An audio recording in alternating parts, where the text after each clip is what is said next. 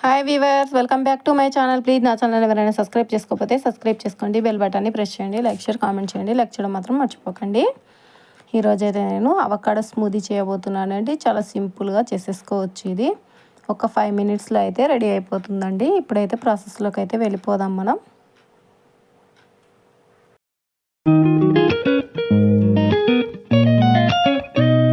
ముందుగా ఒక 2 అవకాడోలు అయితే తీసుకోవాలండి. ఇంక ఇదైతే తీసేసుకొని మధ్యలోకి అయితే కట్ చేసుకోవాలండి. లోపల గింజ అనేది ఉంటుందండి.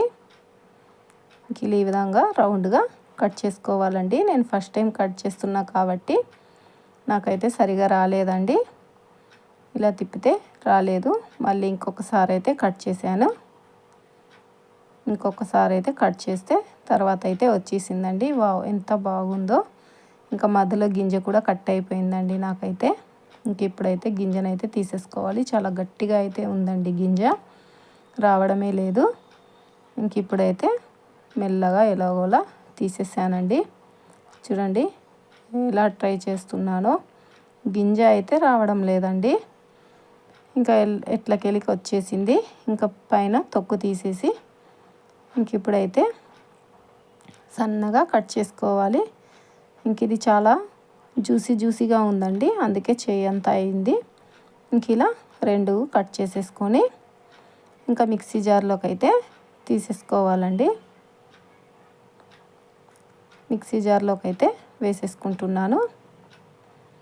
ఇంకా 2 వేసేసుకొని ఇందులో 1 గ్లాస్ పాలు అయితే యాడ్ చేస్తున్నానండి. ఇంకా పాలు అయితే వేసేసి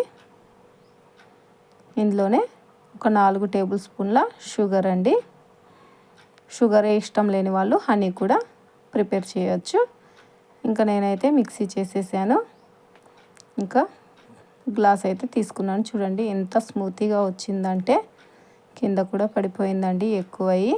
ఇంక ఇప్పుడైతే మన అవకాడో స్మూదీ రెడీ అయిపోయింది. ఇంకా పైనుంచి బాదం కానీ, పిస్తా కానీ, కిస్మిస్ కానీ ఏదైనా మీ ఇష్టం అండి, ఏదైనా వేసుకోవచ్చు.